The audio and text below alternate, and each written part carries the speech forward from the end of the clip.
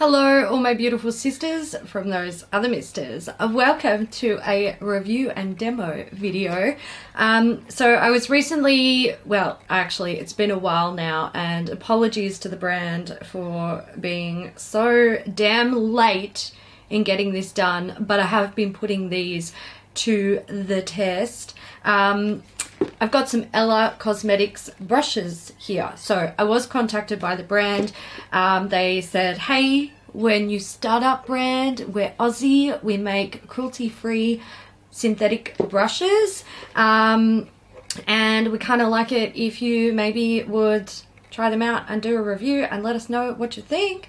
And I was like, hell yeah, I love makeup brushes. I want to try them. So they sent me a brush set to try. So a little bit of background on Ella Cosmetics. It is an Australian company, new upstart, and it is run by three sisters, and they all have varying degrees of makeup experience. So one of them is a makeup artist, another one is a makeup junkie or a makeup enthusiast, and the other is a busy mother. So essentially what they did was they pooled their experience, I suppose, to come up with makeup brushes and a brush set, which is what I'm going to talk to you about today, that can be used by anyone, basically.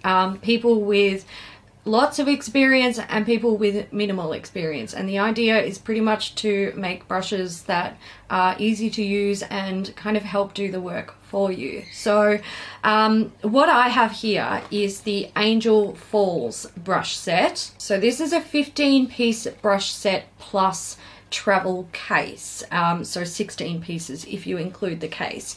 It retails for 150 Australian dollars, so that averages out to 10 Australian dollars per brush. Now this is just a, you know, you've got your little press studs there to take the top off, and inside you've got all of your beautiful brushes. Now before I get into talking about these brushes individually, I will say once again these are synthetic and they are cruelty free, of course. So if you are, you know, if you're very conscious of that and you're looking for really nice, good quality synthetic brushes, I can tell you right now, this is a brand that you should probably check out, because these are really, really lovely, soft brushes that work well. So I'm going to talk about these brushes in a little bit of a mishmash way, because I'm going to discuss them in the order in which I use them to apply my makeup, which is what I'm wearing today. So you guys will see me demoing all of these brushes. So let's get into it. I'm going to start with the round foundation brush. This brush retails for $20 when it's sold individually. It is very dense. The bristles are very dense, and they've got that nice firmness at the base, so the brush doesn't absorb a lot of product deep into the bristles, but they're soft on top. So you use this brush either with a round buffing motion, or you can use it to sort of stipple and press product into areas where you need extra coverage. I'm going to say this, I compare it to the Real Techniques foundation brushes, and this wins hands down, basically. And the reason that it wins is because it's within the same sort of price family, but the Real Technique ones, I find that I get a lot of streaking with the like the foundation buffing brushes, whereas this one, there's no streaking. I like that I can sort of buff it around the edges of the face or on the neck where I don't need as much coverage. Kind of helps to like sheer out foundation a little bit. And then I can take extra and press it in around like my T-zone, so my nose and my chin where I need extra coverage, and a little bit just up here on my forehead. The bristles are beautiful and soft. I feel like, you know, not all synthetic brushes are made the same, and I feel like these bristles are really lovely and they get the job done well. The next brush I have is the All Over Shadow Brush. This one retails for $13 when it's sold individually, and they recommend using this to set like primer on your eyes or even blending out concealer. So like many of the brushes in this set, it is multi-purpose. I like this for doing big small jobs, so like setting my primer. I have a fair bit of lid real estate between my crease and my brow, and that is the area where I like to set it heavily with a powder so that matte shades blend quite easily over that area. And this brush just makes picking up product and putting it down quick and easy. There's no like fussing around, and also you don't get like that sort of flick off or fallout of product like you do if you're using a large sort of fluffy brush for that particular job. So I really like that one. I've been picking it up daily to set the primer on my eyes before I go in with my color products. This one here is the Eyeshadow Blending Brush, and it retails for $15 when it's sold individually. So it is quite thin at the base, which makes it nice and dense down there, but then it fans out and the bristles are carved in an oval shape, so you get a really nice blend where sort of the pointed part of the bristles go into the crease and then the outer edges blend the shadow naturally along the edges of the crease. When it lays down, it diffuses very easily. I've been using that one every damn day. I think the only thing that I could say about this whole brush set is that I want more blending brushes. Just saying.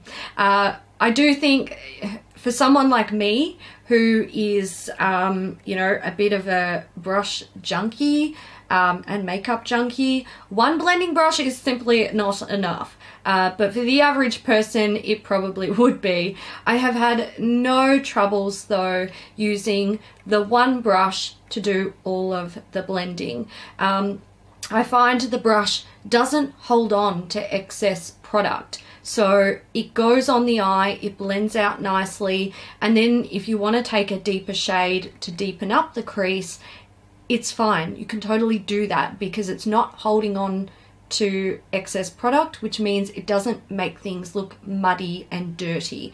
The one brush is enough in the set, but I want more because I like more blending brushes. They're my favorite. This one here is the pencil brush, and this retails for $10 when it's sold individually. This is a great size and a great shape when it comes to pencil brushes. I like to take this one to deposit dark shades in my crease and then use the blending brush to soften things up a little bit. I also really like this one for doing inner corner highlighting work. It is like, it's the perfect shape and size for getting the job done. It's not too small, it's not too big. The length of the bristles is also great because you've got that firmness at the base, which allows for precision and also holds the bristles together in that pencil shape. But the tips of the bristles are nice and soft and diffused, so it places down product really nicely. That one is great for doing any sort of detail work around the face. This next one is the crease brush, and it retails for $12 when it's sold individually. Now this is designed, or on the website they say to use this for more detailed blending, and I do agree that you can certainly do that with this brush. For me personally, I do find it to be a little bit too stiff for that.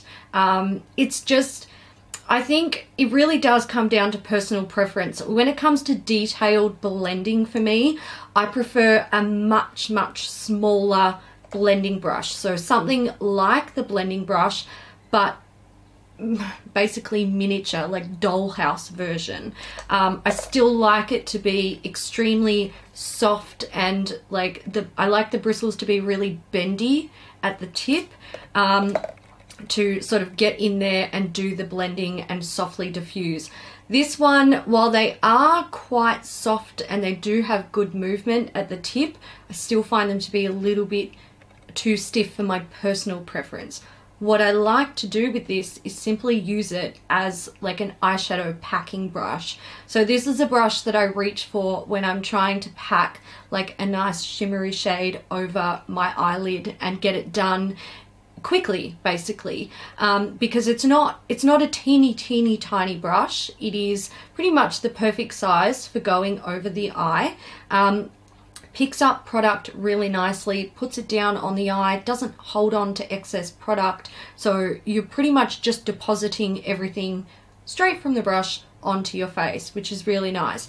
That is a great little brush. You can totally use it for blending. I see why, you know, they recommend that, because the bristles do have that movement at the tip, but I also find that it's a little bit more on the flat side. So for me, that is more like, it's an eyeshadow packing brush. That's kind of what I gravitate towards using this particular brush for. I'm going to move on to some face brushes. This is the Tapered Setting Powder Brush, and this is designed for doing more detailed setting work, basically. So I like to use this under my eyes to sort of get in there and set with powder.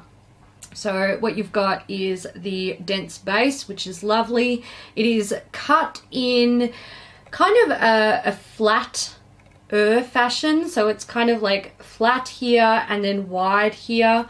It is tapered, so it's great for sort of getting up in there. Pretty much anywhere where you need a little bit more detailed work, where a large fluffy powder brush might miss a few spots. I love the cut of this brush. I think it is perfect for doing anything detailed. You could also use this for detailed contour work, highlighting, blush, whatever you want. However, the rest of the brush set really does cater to other face brushes that you would need. So you can totally have like a dedicated under eye setting brush, which I really love. And it's something, you know, I've always got like a bunch of brushes that I'm using, and there is always a dedicated under eye and around the nose setting brush, because those areas need to be set well for me, and big brushes don't always get the job done properly, basically. So I love how this one just goes in there,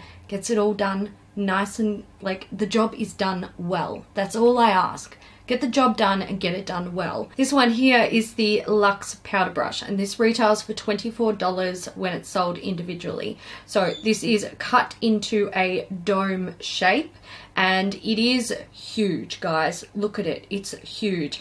Now, when it comes to me and setting my foundation, I always use a powder. I always set. There is never a day where I wear something that is like a coverage base product and I don't set it. So for me, powder brushes are a must, and the bigger the better, because I like to get the job done quick. And I don't know if you can tell, but this just covers all of the areas so quickly. Let's talk about contouring and bronzing. There are individual brushes in the set for both jobs. We'll start with contouring. This is the Angled Contour Brush, and it retails for $18 when it's sold individually. I don't know if you can tell, but it's an angled brush, and it is a really nice size for getting in there and getting the contouring job done.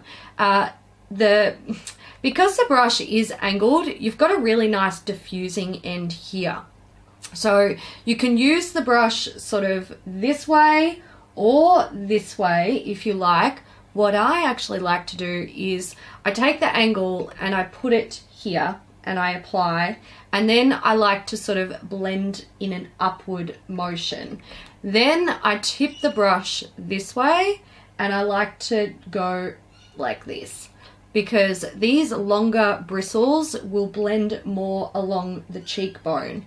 And because they're softer there, where they're like the bristles are longer, whereas down here they're shorter, so it's a bit more dense and stiff.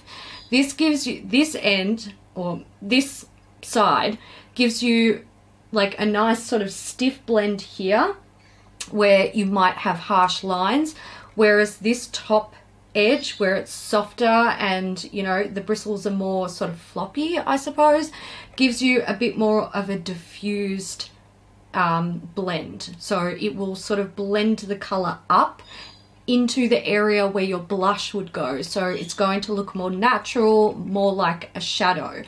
I really like it. It just makes them so easy to use. When it comes to bronzing, this is your guy. This is a tapered bronzing brush. When it comes to bronzing brushes, the thing that I feel is most important is the size of the brush and also the diffusion of the bristles, like at the very tip of them. So the size of the brush is really perfect because I feel like it's sort of a one dip job. So, you know, dip into your product, bronze one side of your forehead, dip in, do the other side, dip in, do the chin, dip in, do the neck, job done. And because the bristles are like, they diffuse and they soften really nicely at the very tip, you get a really nice soft blend. So when it picks up product and you start to deposit it on your face, it's not like a lump of product that you then have to try and blend out.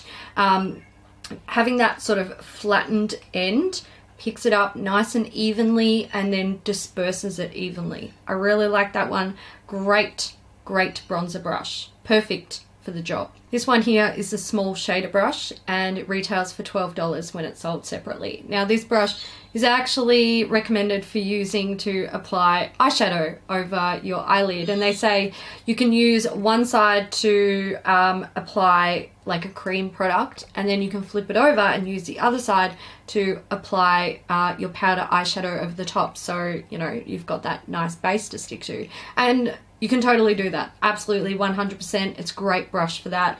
But I've actually really been enjoying this for detailing under my eye. And I know it looks kind of big for that job, but it applies product really easily. And then because you've got those like nice stiff bristles, blending out that edge to sort of soften it, so quick and easy. This one is an angled brow brush, and it retails for $13 when it's sold individually. So it is an angled brow brush. And on the other end, there is a spoolie. Now, I'm not usually a fan of double-ended brushes. However, when there is a spoolie on the end and it's not like a brush tip that can get damaged, I'm fine with it. You can pop this in its little case and you know that those brush bristles are going to be fine. They're not getting squashed or damaged or anything like that. It's all good. Now the spoolie, look, it's just a spoolie. Let's be real. Spoolies are spoolies. This is a spoolie that gets the job done. The actual like angled brush, I quite like it for applying creams in my brows. So I've used the Benefit, what you called? Ka-Brow, which is a drier and more firmer product. And I've also used Anastasia Dip Brow and the Colourpop Brow Cream, which those two are both much softer. And it works for both types of products. It applies and diffuses quite nicely, so you don't get any like weird harsh bits or like chunks and clumps. And if you wanted to, you could totally use this as a wing liner brush. It is thin enough, and when you pack this up with product, it thins down even more. So if you really wanted to do like a precise wing, you can. This is, look, it's a multi-purpose eye brush. It's a handy. The next face brush I have is this guy. It is the Luxe Stippler brush. This one retails for $20 when it's sold individually. And look, this is such a diverse brush. Stippling brushes, you can use pretty much anything you want. You can use them to apply liquid, cream, powder foundation. You can use them to bronze, you can use them to highlight, you can use them for blush, you can use them for anything you want, depending on the size. If this was like teeny tiny, you know, like a smidgen of the size, you could use it to blend your eyeshadow if you wanted to. Stippling brushes are some of the most diverse brushes and also the least used brush in my collection. However, since this was sent to me and I was like, got to test it out, got to put these to, you know, see what I can do with them, put them to the test. I have been using this to apply cream blush and I love it. Being a stippling brush, the bristles at the very tip of the brush are extremely dispersed and they pick up a tiny bit of product, which means they then lay down a tiny bit of product. And what I've been really enjoying doing with this is applying a tiny bit of cream blush just to give me like the slightest hint of color, almost like a natural rosiness from your cheeks peeking out through foundation. However, it's not, because I always wear a full cover of foundation. You can't see anything of my natural skin.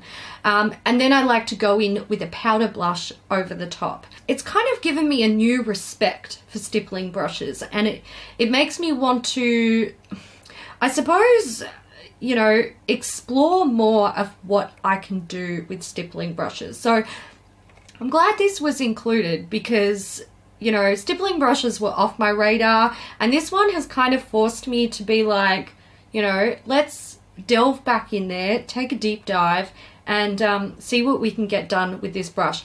I really like it. I think it surprised me, you know. I was always like, I don't need the stippling brushes, but this one very quickly became a part of my daily routine when I was using it with my cream blush. Moving on to a dedicated cheek brush. This is a tapered blush brush and it retails for $18 when it's sold individually. This one is, as you can see, a beautiful domed shape. You've got shorter and stiffer bristles on the edges, and then they taper up to a very soft bristle at the top. And basically what that allows for is when you dip your brush into your product, picks up a little bit of product at the very tip, and because these bristles here are nice and soft, when you put it on your face, the first thing it does is start to diffuse the product.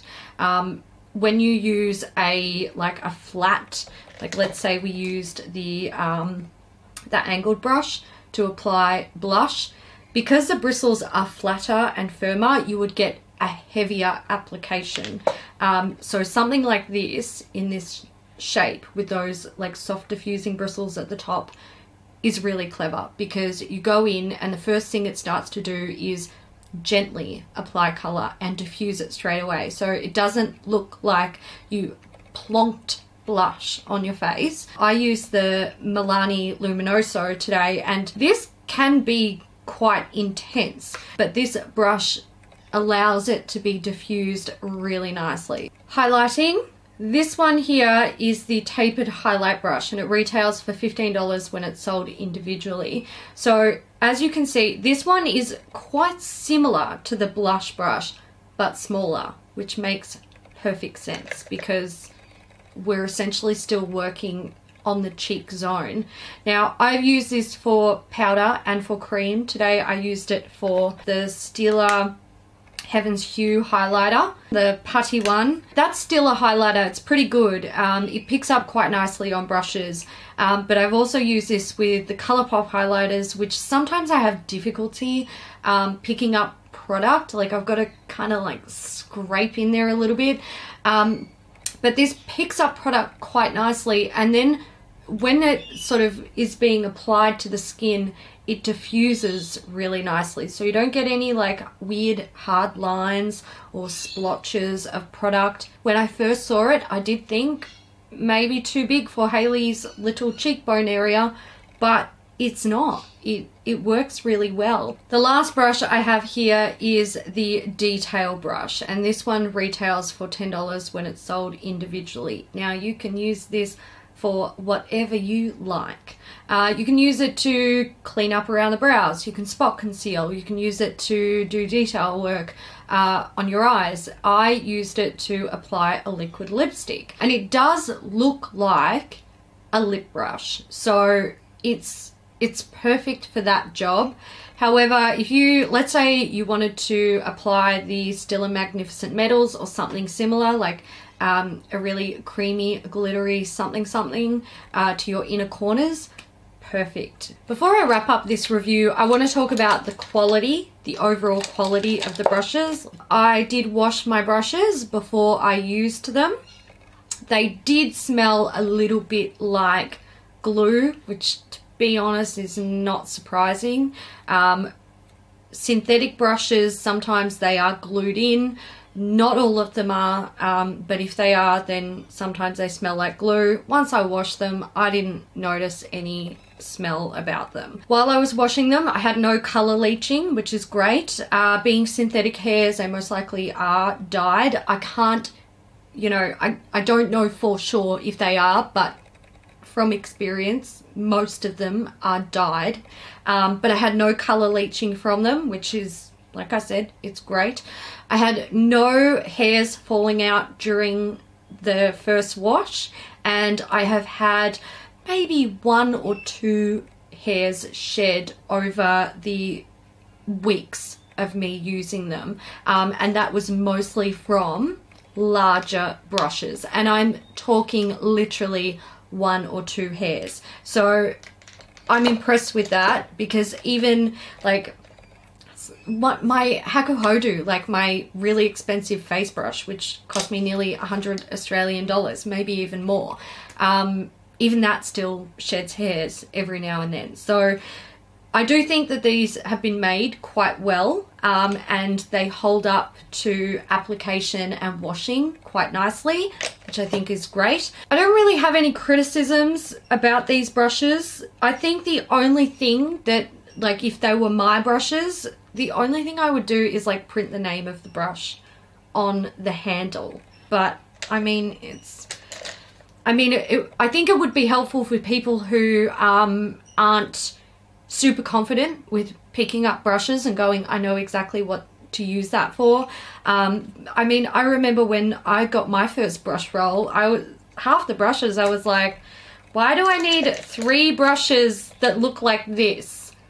They're all the same. Well, they're not. I mean, they do different things and they're great for specific jobs, but sometimes you don't know that until it's kind of pointed out for you, or you've had those, like, you know, months or years of experience with brushes. But overall, I think these are fantastic. If you are looking for synthetic brushes that are really nice quality, these are pretty good. I gotta say, they're pretty damn good. Alright guys, that's it for me today. I'd like to say thank you to Ella Cosmetics for giving me the opportunity to try out your brushes. I really like them. They're beautiful. You've done a fabulous job, and they're going to continue to sit on my desk, and I'm going to continue to use them.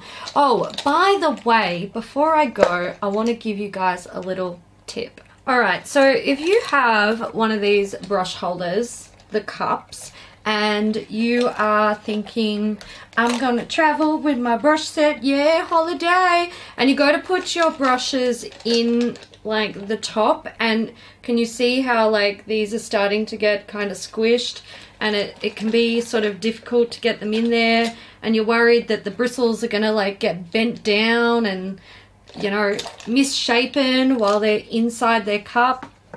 Pick up some brush guards, whether you want to buy like the official brand that's very expensive, or you want to just pick some up off eBay on the cheap, which is totally, that's what I'd recommend. Take some brush guards, slip them over your brush, all of your brushes in their brush guards, pull them in and just slip the lid right over the top, and you're done. Safe and sound. When you take your brushes out, they will be perfect. I think that's the only downside of these cup things. They're really clever, they're great for travel, but getting like the top on without sort of potentially misshapening or misshapening, without ruining the shape of your brushes, it can be a bit difficult. So that's my advice to you if you never knew that trick. Anyway guys, I'm gonna go. I hope you enjoyed this video. If you did, give it a thumbs up, and I will see you in the next one. Bye.